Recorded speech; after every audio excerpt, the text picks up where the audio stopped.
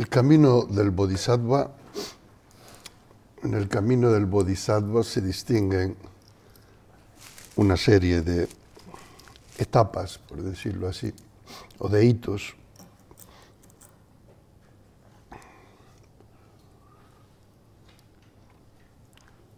Los indios de la India son especialistas en clasificar, en crear etapas, divisiones. Muy interesante.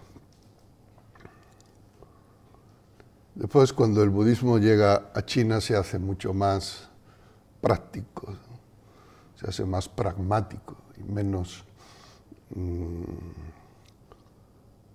intelectual, por decirlo de alguna manera. Pero en los antiguos planteamientos de India encontramos también referencias muy interesantes. Por ejemplo, estas 5 etapas en el camino del Bodhisattva.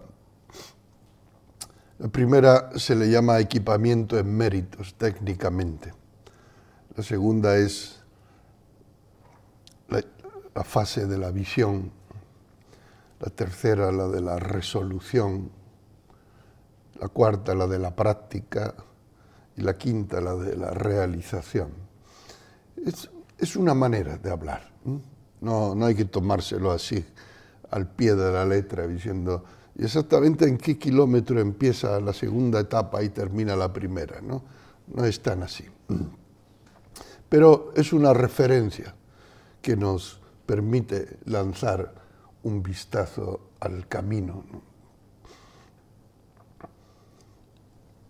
La primera, el equipamiento en mérito, es bien interesante. Es todo lo que ha sucedido, todo lo que sucede antes de que el Bodhisattva conscientemente genere, articule y formule su aspiración al despertar. Todo lo que ha pasado antes quiere decir los innumerables eones y eones de tiempo. Dicho de otra forma, si un ser humano puede promulgar y suscitar la aspiración al despertar, eso es un efecto debido a múltiples causas ocurridas previamente. Es el fruto de sus méritos. Porque a lo mejor tendemos a ver esto como que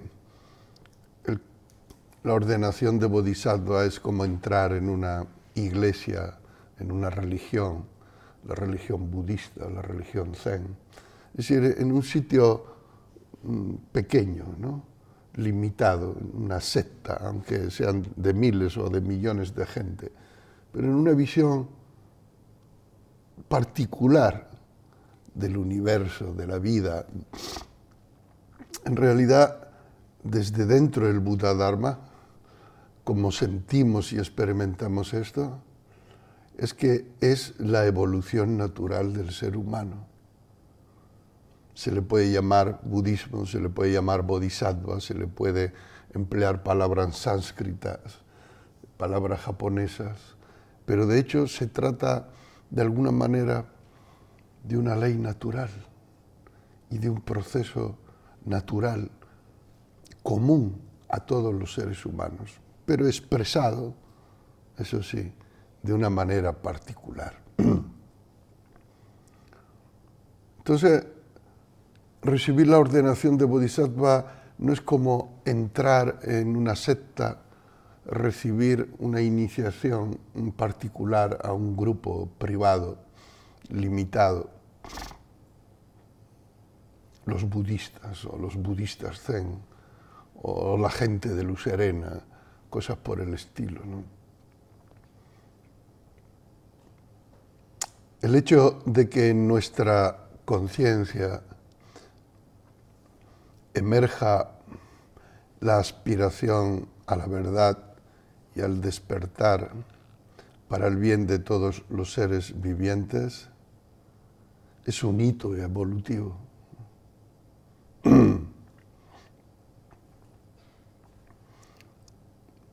Es la expresión de un tipo de madurez existencial.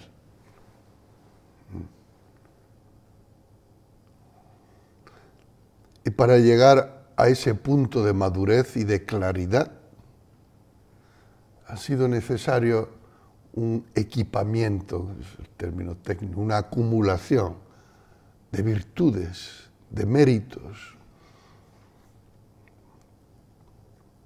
de consecuencias kármicas, de encadenamiento kármico.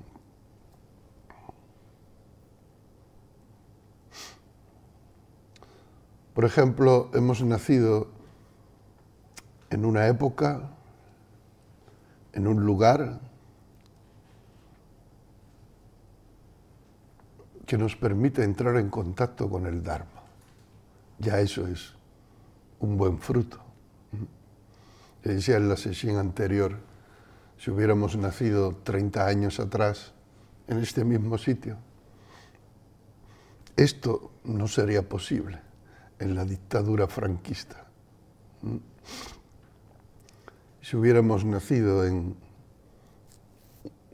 un país musulmán que persigue a los no musulmanes, en los que está prohibida la práctica de otras vías religiosas que no sean los musulmanes, tampoco podríamos entrar en contacto con el Dharma y florecer como estamos floreciendo ahora.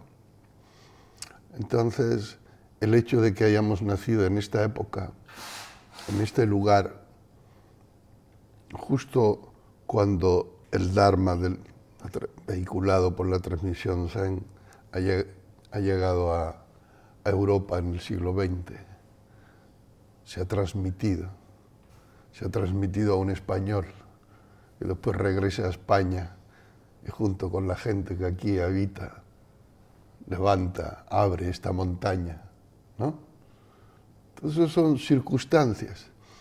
Y vosotros podemos pensar que, bueno, es el azar. Yo pasaba por ahí, yo pasaba por Valencia y vi un anuncio en un establecimiento y dije, mira, voy a ver a esta gente a ver. No, esto es puro azar. O vi un anuncio en Facebook, o vi un anuncio, o escuché a alguien. Pensamos que es azar, pero no, es causalidad. Todo está encadenado. Y si no fuera así, vosotros no estaríais aquí escuchando lo que estáis escuchando en este momento. Hemos nacido como seres humanos, además. Si hubiéramos nacido como Nimú, o como Nera, o como Maribel, no podríamos estar aquí ahora escuchando el Dharma, sintiendo cómo emerge en nosotros la bodhicitta, ¿no? Solo pensaríamos en comer, en protegernos, en proteger la camada, en dormir, tendríamos una existencia animal. Y aunque estuviéramos al lado del Buda, aunque estemos al lado del Buda como existencia animal, no podemos establecer el vínculo consciente con esa realidad. Así que afortunadamente somos seres humanos, no somos pulgas, no somos chinches, y uno dice, bueno, pero es que es normal, ¿no? Soy ser humano, claro, nací humano, normal, como 7.000 millones que vemos ahora, hay mucha gente humana, no es nada especial. Bueno, en comparación con todas las posibilidades que habría de nacer en distintas formas de vida, que son mucho más numerosas que los seres humanos, ¿sí? No es tan fácil nacer como ser humano. Se dice en las escrituras que si una tortuga que nada en un océano infinito, sin límite, y que sale una vez cada 1.000 millones de años a la superficie a respirar. Y en ese océano sin límite hay un madero flotando, un trocito de madera flotando. Dicen los sutras.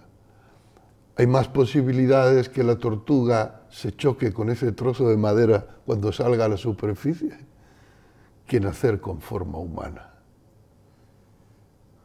Entonces debemos apreciar este hecho, que tenemos estas cualidades necesarias para recibir, para practicar el Dharma y para generar la bodhicitta. Además de los miles que salieron en la misma eyaculación, solo uno consiguió penetrar en el óvulo y ese fuimos nosotros. Somos el número 1 de nuestra promoción de espermatozoide. Los campeones. Otros se quedaron en el camino. Pero ¿por qué nosotros, no? Podía haber sido otro espermatozoide, a lo mejor hubiera salido con distintas características, pero no, fue el que fue, y aquí estamos nosotros.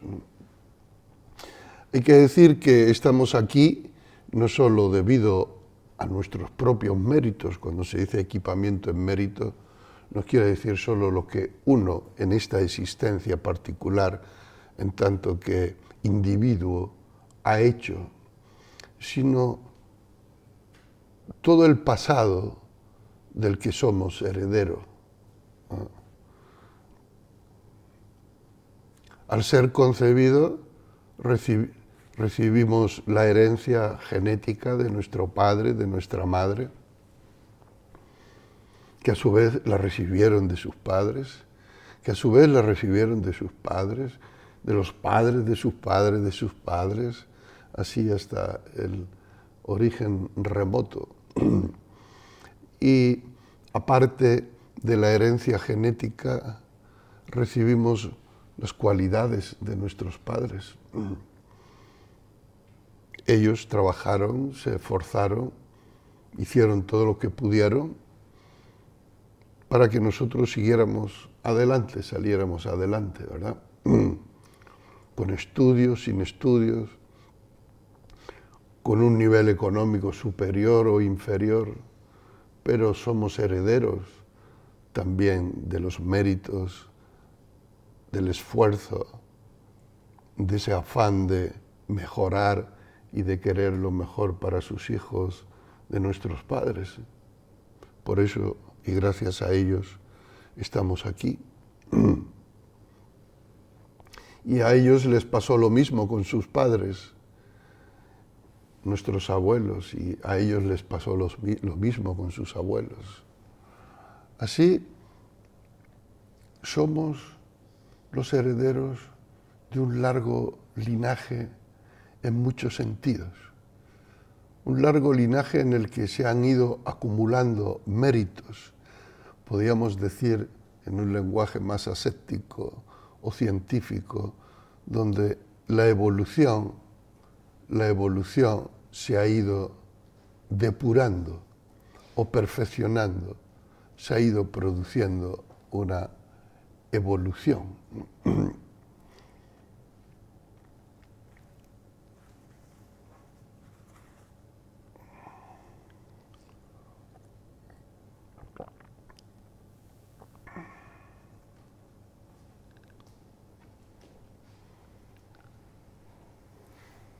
En la formación de un ser humano en el útero, en ese proceso de ontogénesis, en el que se va conformando la individualidad humana, contiene al mismo tiempo la filogénesis, que es la evolución de la especie y de las especies. Por eso pasamos de estado unicelular a estado pluricelular, después pasamos por el estado anfibio, pasamos por muchos niveles evolutivos recopilando toda la historia de la vida en ese tiempo.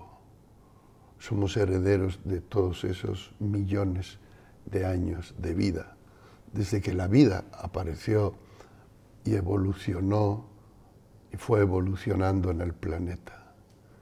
Pero somos herederos también de todo lo ocurrido antes de la emergencia de la vida, de esos millones de años en los que la Tierra, el planeta Tierra, como una bola mineral todavía sin vida, se encontraba en el estado que se encontraba. Eso podemos ver los documentales de Carl Sagan sobre Cosmos y que son muy interesantes porque yo cuando los veo es como si mirara el álbum de fotos de mi niñez o de mi pasado. Ahí está toda nuestra historia también. Toda la historia incluso antes de que aparecieran los seres humanos o la vida está ahí. Y incluso toda esa época antes de que se formara la Tierra como planeta, yo no conozco exactamente, no tengo una educación científica para acordarme de todas las fases, ¿no? Pero digamos desde el Big Bang inicial hasta todo lo que se produjo después, todo eso somos nosotros. Todo eso está en nosotros. Decía Carl Sagan que nosotros los seres humanos somos polvo de estrella, ¿no? Estamos hechos con el material que se generó en las calderas atómicas, en las reacciones nucleares de las estrellas hace millones de años y que después se fue expandiendo por el universo, siguiendo ciclos de tiempo fuera incluso de nuestra imaginación. Se fue conformando toda una historia. Y como resultado de todo eso, ahora la conciencia aflora a través de nosotros, a través de nosotros. Como decía Carl Sagan, el universo se observa a sí mismo a través de nosotros. A través de nosotros obra. El universo se observa a sí mismo. Y para que eso suceda, ha sido necesario millones y millones y millones de años de evolución, de vida, de muerte, de destrucción, de creación, de deformación, de conformación, hasta dar lugar al mundo actual, a la situación actual en la que nosotros vivimos. Esto quiere decir, nuestras raíces son muy profundas y el mandato que traemos es muy profundo y es muy grande, es muy maha, grande. Bodhisattva, en el que emerge la aspiración al despertar, es alguien que se da cuenta de esto y que lo acepta conscientemente que es así y se pone al servicio de. Así que toda esa historia no tiene como meta el que ahora nos dediquemos a jugar como niños con mercancías, con cachivaches, buscando solo sensaciones placenteras, buscando pasarlo bien, divertirnos, hacer de este tiempo de vida una cosa así divertida, ¿no? Que me quiten lo bailado, ¿no? Cuando uno muere, pues yo voy a disfrutar todo lo que pueda, ¿no? No es para eso para lo que hemos venido aquí. Obviamente cada uno solo puede hacer según su propia conciencia, según lo que le dicte su propia conciencia. Pero nosotros estamos hablando de la bodhicitta, nosotros estamos hablando de la emergencia, de esa aspiración que surge en nosotros, para decir que esa aspiración no surge en nosotros ni por nuestra propia voluntad personal, ni surge por nuestros méritos personales.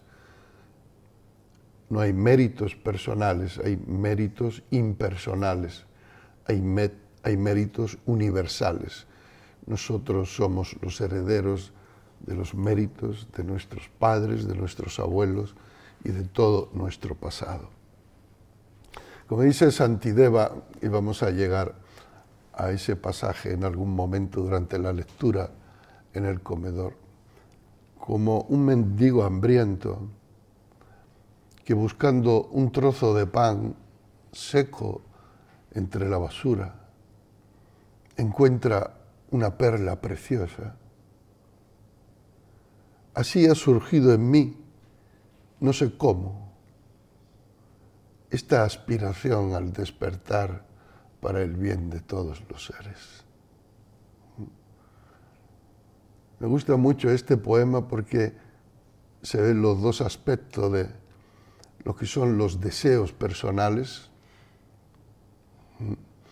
y lo que es la aspiración, que es como una placa tectónica que surge a través, pero desde un nivel muchísimo más profundo que nuestros deseos personales. Un mendigo hambriento buscando un trozo de pan reseco es lo que somos, desde nuestros deseos personales. Estamos hambrientos de reconocimiento, estamos hambrientos de amor, de ser amado, estamos hambrientos de plenitud, estamos hambrientos, quiere decir carentes. Muchas de nuestras acciones parten del sentimiento de carencia, de no tengo lo suficiente, no soy lo suficiente, no encuentro paz porque no encuentro la plenitud de mi ser, entonces estoy siempre en un estado de necesidad. Y así pasamos los días en pos de nuestras necesidades, en pos de nuestros deseos. Esa es la vida humana, común.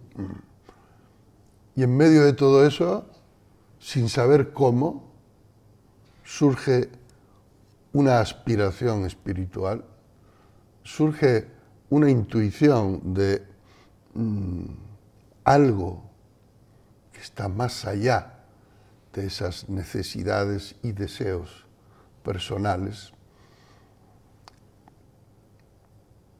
Y esto es así y surge como fruto de un largo proceso que en la vía del Bodhisattva se llama técnicamente equipamiento en méritos. Si estamos aquí, no es por error. Incluso uno se puede decir, yo en realidad quería venir a la primera, pero me surgió una cosa, al final no pude venir, y dije, bueno, a la segunda. O yo quería venir a la tercera, pero en realidad, pues mi mujer me dijo que mejor que no, pues entonces me vengo a la segunda, ¿no? Entonces estoy aquí por azar. No, no es por azar. Todo juega en el mismo sentido. Si estáis aquí, es porque es aquí donde tenéis que estar, escuchando justo lo que estáis escuchando, sea lo que sea que hagáis con ello, por ahora.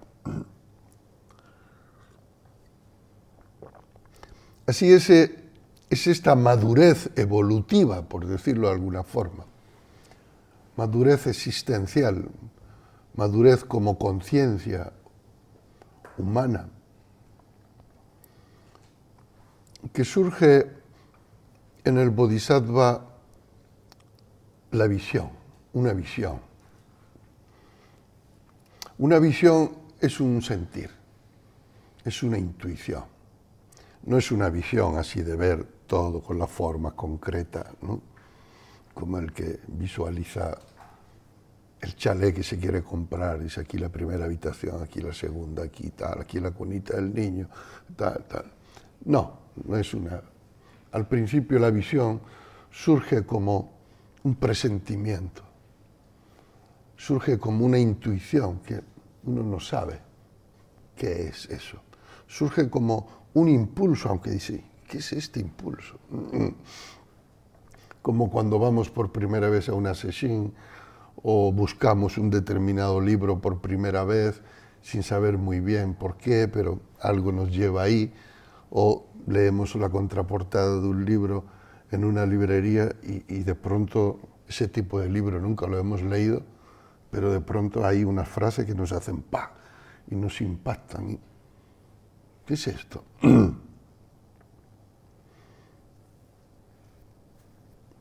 Precisamente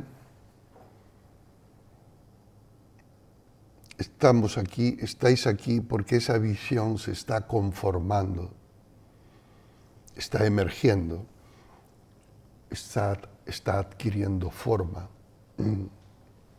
se está articulando, se está corticalizando y está emergiendo desde el inconsciente al consciente.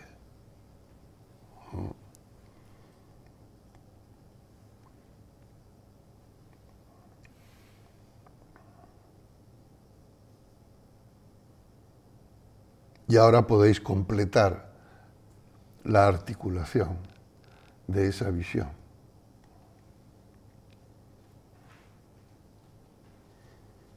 La visión, por ejemplo, de las 4 nobles verdades. La primera noble verdad enseñada por el Buda, la existencia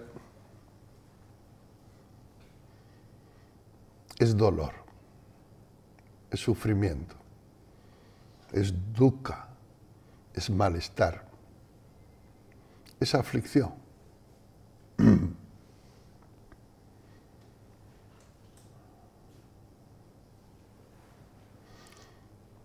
Este dukkha o malestar existencial tiene causas, no es fortuito, no es fruto del azar, no es fruto de, no surge espontáneamente de la nada, porque sí, sino que obedece a un conjunto de causas y circunstancias.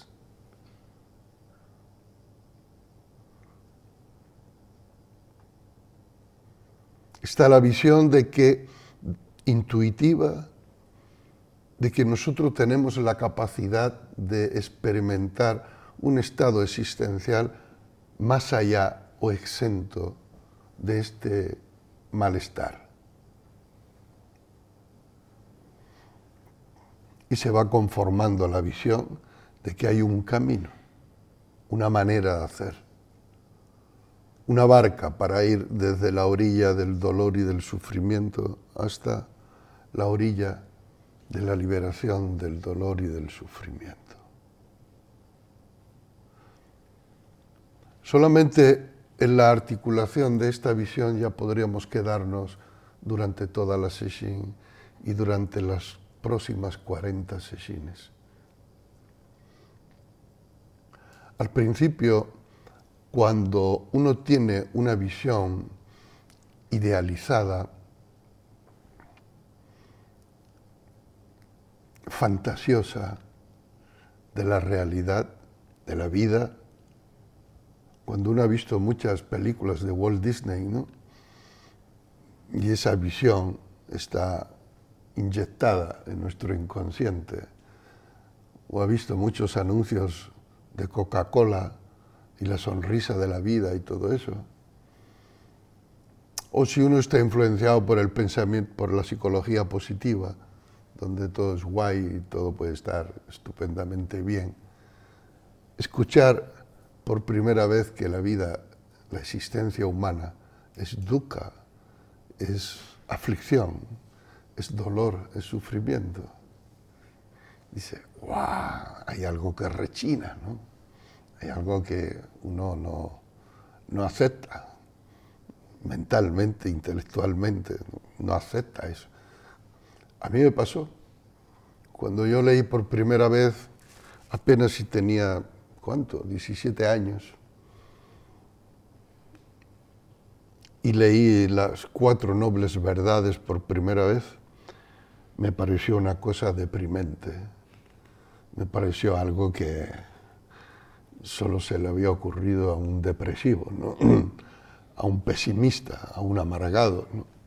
Claro, cuando uno tiene 17 años, hay muchas cosas que bullen en el interior, ¿no? Muchas ilusiones, hay muchas mariposas, muchas bolas de colores moviéndose y uno está detrás de eso, ¿verdad? Pero el Bodhisattva, a fin de cultivar y fortalecer la bodhicitta, debe penetrar profundamente en la realidad, en la experiencia de dukkha y verla, ver intelectualmente y también a través de la experiencia en cada día qué significa esto. Se dice muchas veces que Hotsu Bodaishin, la emergencia de la aspiración al despertar, es provocada o es generada habitualmente por la conciencia de Muyo, la impermanencia, la transitoriedad, el carácter efímero, intangible, insustancial y fukatoku, como se dice en japonés, imposible de asir de todas nuestras experiencias. Uno puede decir, no es cierto que la vida sea solo dolor, está el placer también. Yo me lo paso bien muchas veces.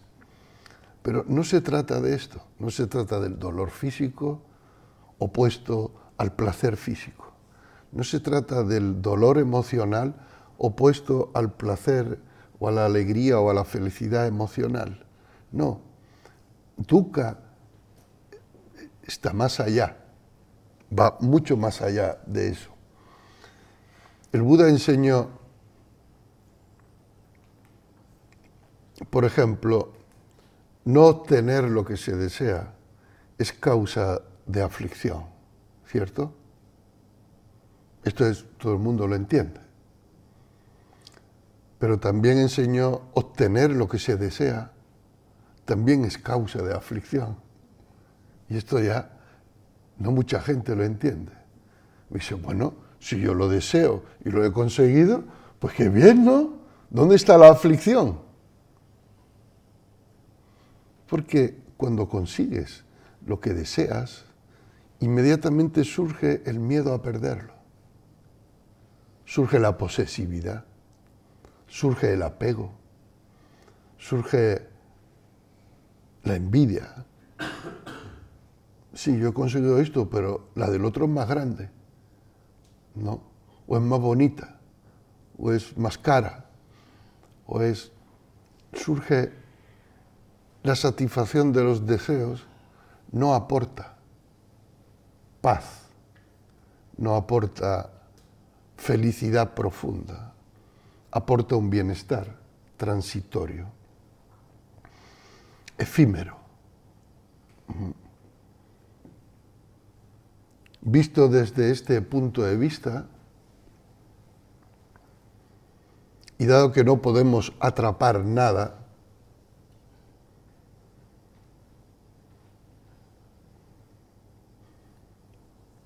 vemos que la existencia sucede, la existencia nos atraviesa, el tiempo nos deteriora, vamos camino de la vejez, de la invalidez,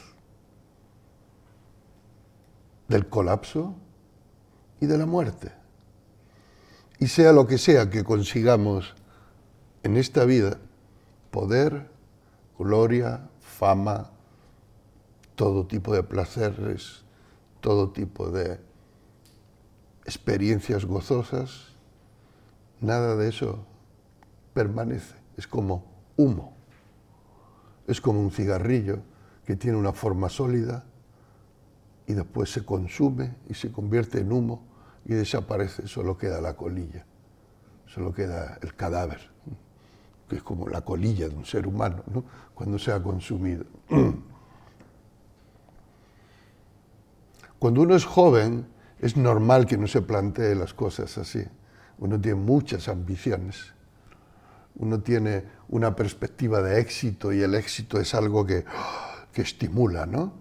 Uno tiene que terminar la carrera, tiene que terminar el doctorado, el reconocimiento, el máster.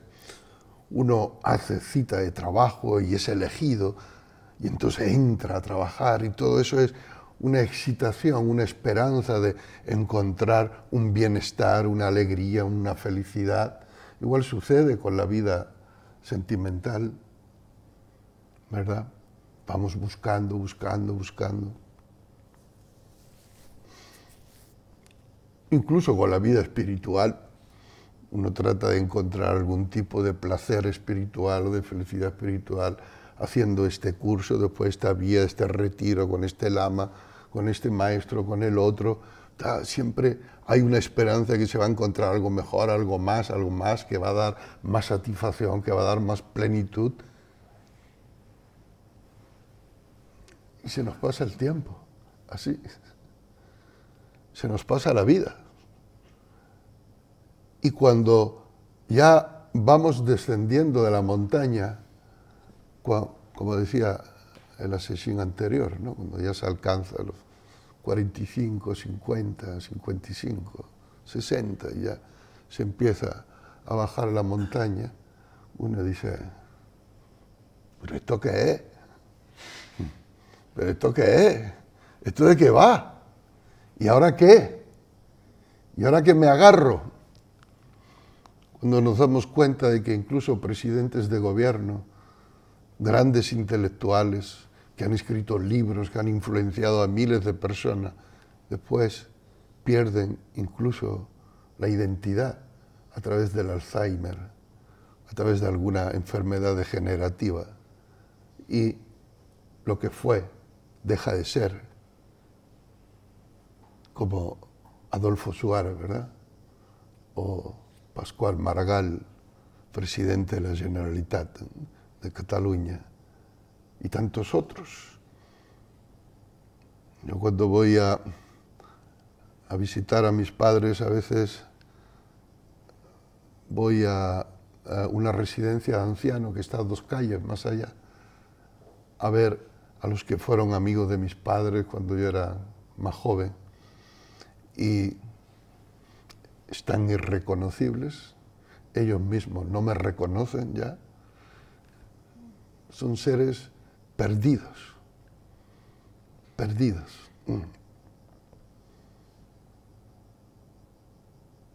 Esta es la impermanencia. Entonces, ¿a qué se puede agarrar uno? ¿A qué se puede agarrar que le dé realmente una solidez, un bienestar?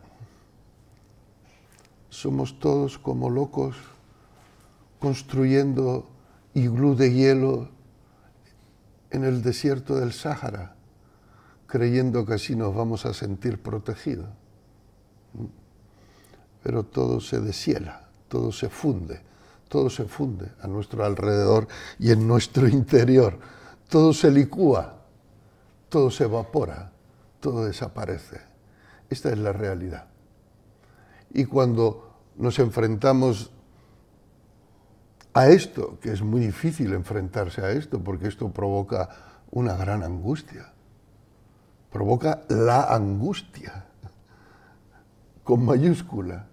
Todas las demás pequeñas angustias por perder el trabajo, por perder la cartera, por perder la pareja, son pequeñas angustias comparada con la gran angustia que es la de perderlo todo.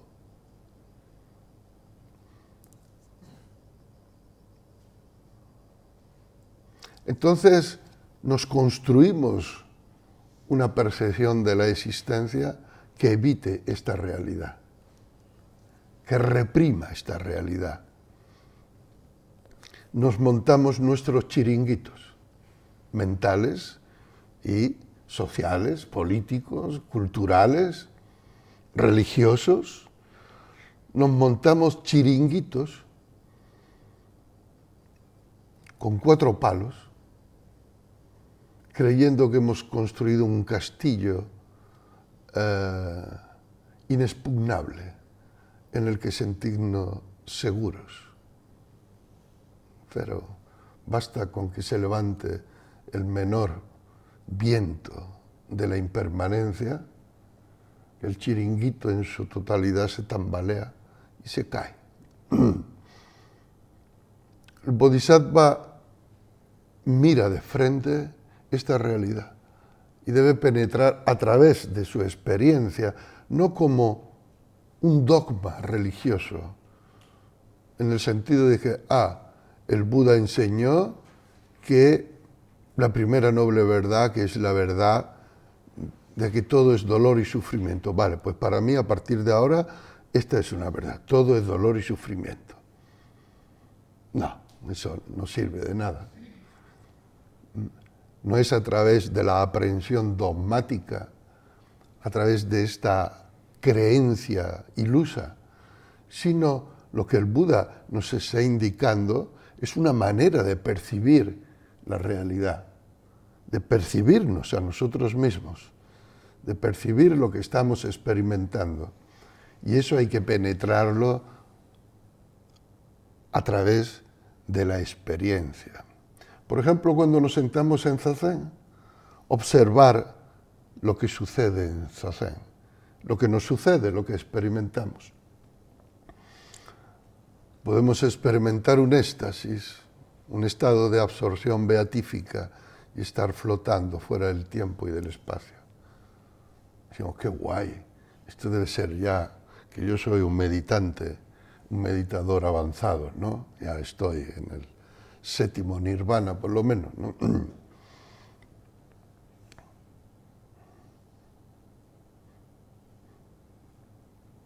Y ese mundo, que es como una burbuja, puede desaparecer en un instante. Aparece un pinchazo en la rodilla y uno baja del 7º nirvana al 7º subsuelo del infierno. Así. En menos de lo que se tarda en pestañear. Entonces uno cae en un estado de dolor y de sufrimiento. Me duele, me duele, me duele, me duele, me duele, me duele. ¿Cuánto me duele, me duele, me duele, me duele? Esto es el fin ya. Me voy a morir ahogado en tanto dolor. No puedo. ¡Ting! Suena la campana. Ya está, ya acabó. ¿Dónde me voy? ¿Dónde voy? Ya se acabó. ¡Pum! Desaparece. Ya. ¿Dónde está todo el dolor? ¡Pum! Desaparece. Este es el carácter insustancial de todas nuestras experiencias. Esto es lo que significa insustancial. Y si nosotros tratamos de agarrarnos a algo que es insustancial, de aferrarnos, el resultado es dolor y sufrimiento. Y quien no se aferra, quien no se apega, quien no le da una realidad consistente y objetiva a sus circunstancias, a sus pensamientos, a su mundo, a sus obras.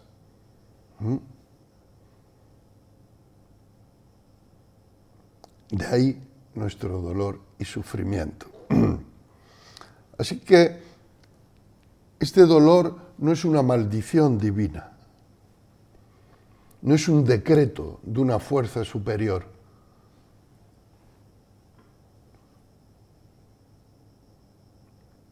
Trump no es el causante, ni ningún villano. Es un conjunto de causas en la que nuestra mente, nuestros patrones cognitivos y emocionales, en conjunción con la totalidad de la vida, del sistema social, cultural, económico, político, por supuesto, un cúmulo, una red de causas y condiciones y circunstancias coadyuvantes que hace que surja en nosotros esa experiencia de dolor y sufrimiento, en nosotros y en los demás. Entonces un bodhisattva es un investigador. Acabo de leer una novela muy interesante que se llama Peste y Cólera, que es la existencia de Alexander Yersin, que fue un alumno de Pasteur en Francia, y un investigador que descubrió la peste, el bacilo de la peste y la vacuna de la peste, así como otros muchos bacilos infecciosos causantes de mortandad, de gran mortandad, y sus antídotos. Entonces, la pasión del investigador por el bien de los seres humanos, de la humanidad. Hay miles de seres humanos que mueren o morían de tétano, morían de la fiebre aftosa, morían de la fiebre amarilla, morían de peste, morían de muchas cosas. ¿Por qué? Y las causas que la medicina en aquel momento promulgaban eran, es por esto, es por lo otro, es porque más allá, no, y no encontraban las causas, no encontraban la solución. Pero justo por esa época, 1800, mediados del siglo XIX, se inventó el microscopio, y gracias al microscopio y gracias a la capacidad de investigación, de indagación, de unas mentes inquietas y de unos bodhisattvas conmovidos por el dolor y el sufrimiento, pasaban horas y horas investigando hasta encontrar que eran vida microscópica la que se encontraba en el origen de esas grandes enfermedades. Y la medicina al principio no lo creyó, porque estaba fuera de sus parámetros. Como eso no existe, esos bichitos no existen. Antiguamente la peste era como un castigo divino. Era Dios el que decretaba la peste por los pecados de los seres humanos, ¿no? Esa era la causa eran los pecados y Dios era el ejecutor. Y nosotros, los seres humanos, las víctimas. Después, investigar en las causas del dolor y del sufrimiento existencial, que es la especialidad del bodhisattva, ¿no? Esa es su investigación.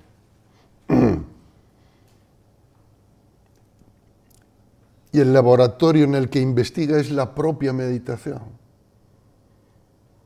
y la propia vida, la vida cotidiana, afinando el microscopio de la atención, de la concentración y de la observación, que un microscopio concentra muchísimo. Aparte de que aumenta, pero concentra. Te permite ver algo, pero después hay que observar lo que ves y entenderlo, interpretarlo adecuadamente. ¿Qué significa adecuadamente? Significa que si tu interpretación es correcta, vas a encontrar un antídoto que al aplicarlo va a curar el efecto de esa enfermedad. Entonces, aunque los científicos no creían al principio en los bichitos microscópicos, cuando vieron que los antídotos, las vacunas, funcionaban y la gente se curaba, dijeron, pues es obvio que esto funciona, ¿no? Pues igual aplicado al nivel existencial, aplicado a esta enfermedad universal que es dukkha, indagar en las causas. Afortunadamente, siguiendo el rastro de los budas y maestros de la transmisión que nos han legado el fruto de sus investigaciones. Que todavía hoy los científicos que trabajan en el Instituto Pasteur, repartido por todo el mundo, son herederos de las investigaciones que se han ido haciendo en las generaciones anteriores, y el conocimiento es acumulativo y cada uno va abriendo más y más vetas de conocimiento.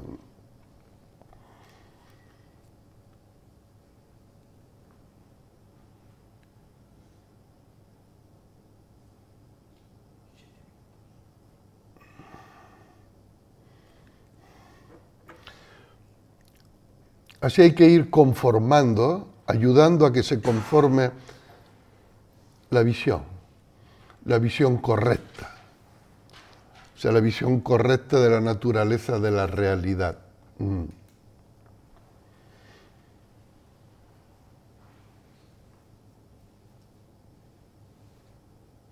Para eso tenemos la guía del noble sendero óctuple,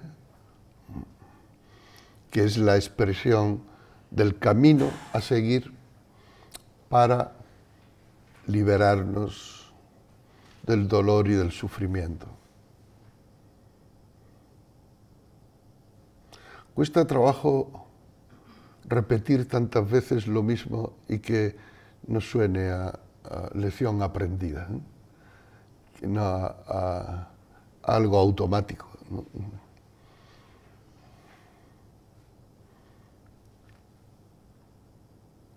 Además, teniendo tan poco tiempo, ahora solo puedo dar pinceladas, abrir líneas de investigación, líneas de trabajo, que después cada uno tiene que seguir en su propio estudio, su propia experiencia. El noble sendero óctuplo comienza con la visión correcta, que es justo esto de lo que estamos hablando. Si alguien piensa que puede salir vivo de esta fiesta, es que no tiene una visión correcta. Si alguien piensa que va a ganar algo, sea lo que sea, es que no tiene una visión correcta de esta fiesta.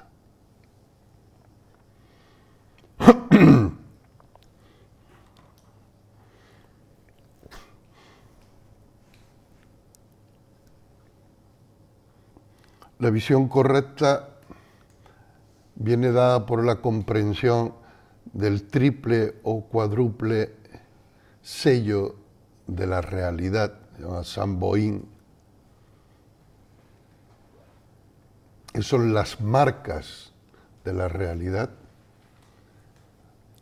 y que son también las marcas del Buddha-dharma, porque el Buda fue el primero en identificarlas de una forma tan clara.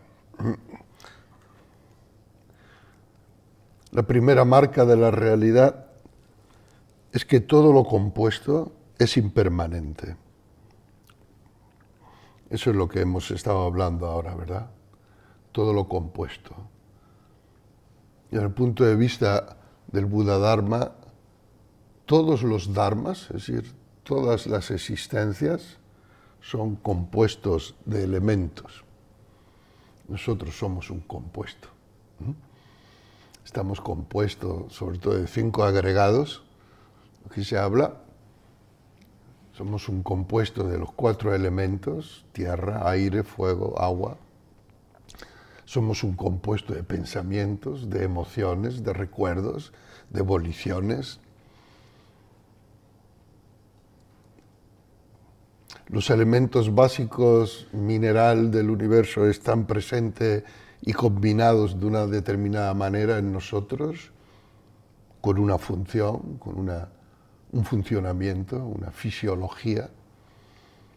E igual, este aparato que está grabando el techo, las gafas, el florero, el techo, el suelo, el edificio, un árbol, una piedra, todos son elementos compuestos. Compuestos quiere decir que en su propia naturaleza está la descomposición. Todo lo compuesto, tarde o temprano, se descompone. Es como cuando uno va a una fiesta, a una gran fiesta, y a las 8, cuando está entrando en el recinto de la fiesta, todo el mundo entra muy compuesto. ¿Verdad? El maquillaje está en su sitio, el traje no tiene ni una arruga, la pajarita está perfecta, todo, la sonrisa muy bien puesta, el peinado, la laca todavía aguanta, está todo recién nuevo, está empezando, todo muy compuesto. Después cuando la fiesta acaba, a las 3, a las 4 de la mañana, uno ya sale completamente descompuesto. Ya sale con la pajarita aflojada, el pelo despeinado, la mente un poco nubilada, las medias rotas, el maquillaje corrido. Todo es igual. Todo lo compuesto, tarde o temprano se descompone. Este es el principio de anitya, o impermanencia.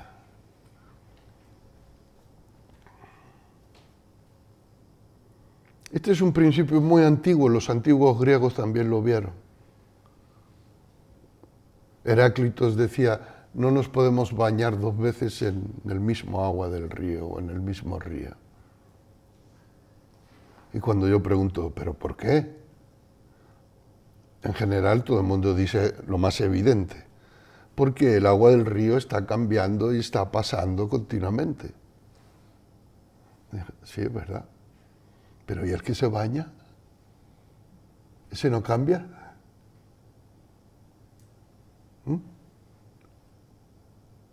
Si nos metemos en el río de Casas del Río a las 3 de la tarde, es uno el que se mete.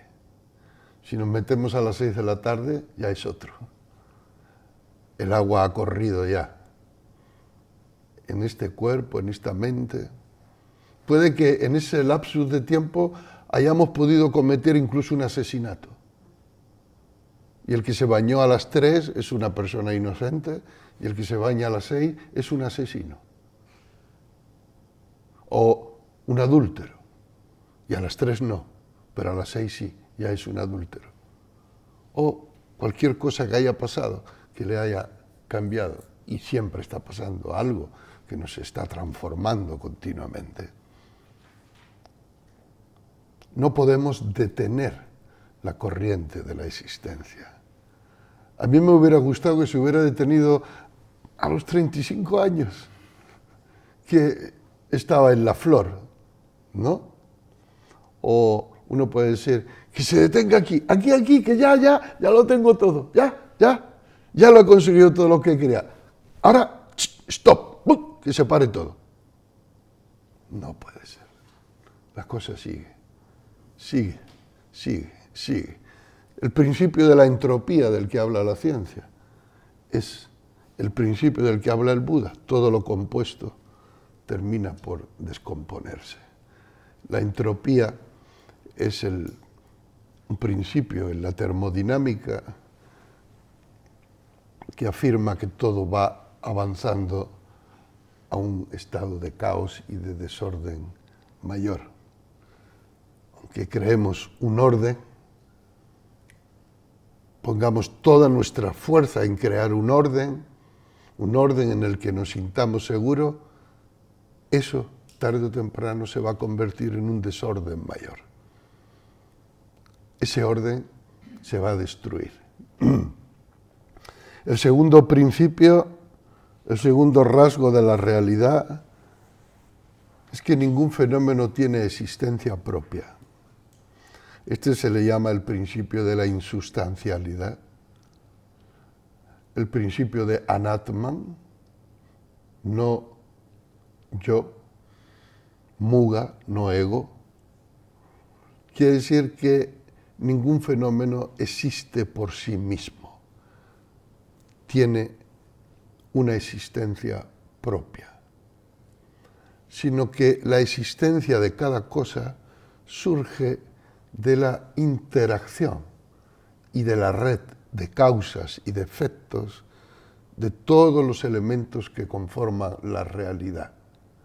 Es decir, es como si la realidad fuera una fantasmagoría cósmica compuesta por pequeños fantasmas que también carecen de existencia propia, pero que el conjunto da la apariencia de realidad, de consistencia, de solidez, de que las cosas son lo que son.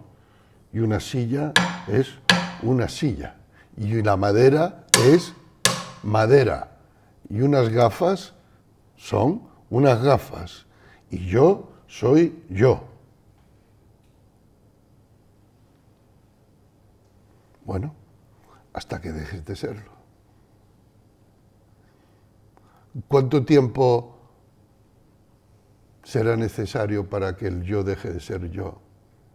No lo sabemos. No lo podemos saber con certitud.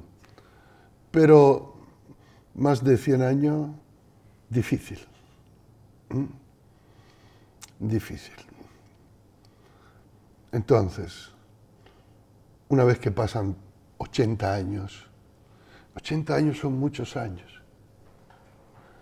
Si uno se jubila a los 63, a los 65, hasta los 80, 85, wow, 20 años todavía de jubilado, qué guay, sin trabajar.